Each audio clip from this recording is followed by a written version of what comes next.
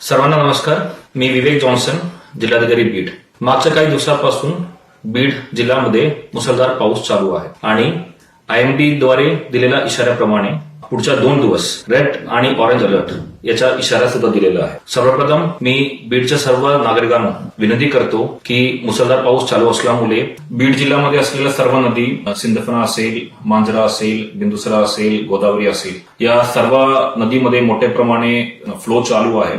माजलगाव धरण यापासून आमचं विसर्जन चालू आहे. त्यामुळे या नदीकाठावर असलेला सर्व गावकरी लोक तुम्ही सतर्क येणं खूप अत्यावश्यक आहे.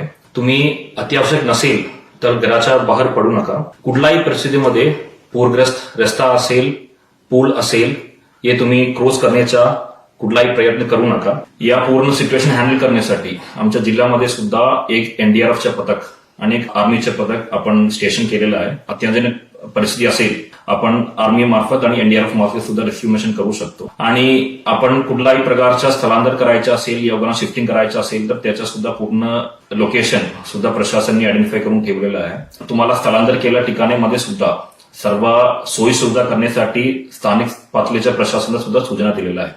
त्यामुळे कुठल्याही परिस्थितीमध्ये तुमच्या गावावर धोका असेल तर तुम्ही प्रशासनासोबत सहकार्य करणं अपेक्षित आहे आणि सुरक्षित स्थळावर तुम्ही स्थलांतर होणं अपेक्षित आहे. तुम्हाला कुठल्याही प्रकारच्या अडचणी असेल, यामध्ये कुठल्याही प्रकारच्या आपत्तीच्या परिस्थिती असेल, तुम्ही या स्क्रीनवर दाखवलेला टोल फ्री नंबरमध्ये संपर्क करू शकतो. त्यासोबत तुम्ही संबंधित तहसीलदार असेल, तलाठी असेल, या सर्वांना 24 तास त्यांचा मोबाईल चालू ठेवण्यासाठी आणि त्यासोबत कुठलाही परिस्थिती असेल तर आमच्या टोल फ्री नंबरवर संपर्क करण्यासाठी आम्ही पूर्ण सूचना दिलेल्या आहे.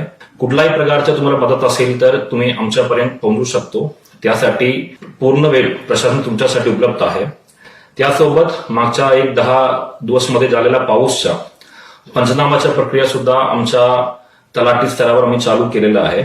लोकल प्रशासन सुद्धा यामध्ये पूर्ण वेळ पंचनामा करण्यासाठी.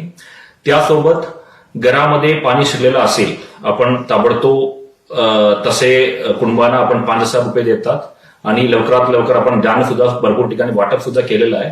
यामध्ये तुम्हाला कुठल्याही प्रकारच्या माहिती या तुम्हाला कुठल्याही प्रकारच्या मदत तुम्हाला भेटला नसेल, तुम्ही आमच्यापर्यंत या टोल फ्री नंबरवर पोहोचू शकतो. प्रशासन तुमच्यासाठी 24 तास उपलब्ध आहे आणि आपण सर्वजण सोबत या संकटातून लवकरच बाहेर पडू. सर्वांना परत एकदा सहकार्य करण्यासाठी विनंती करतो आणि कुठलाही मदत पाहिजे असेल तर तुम्ही प्रशासनपर्यंत पोहोचू शकतो.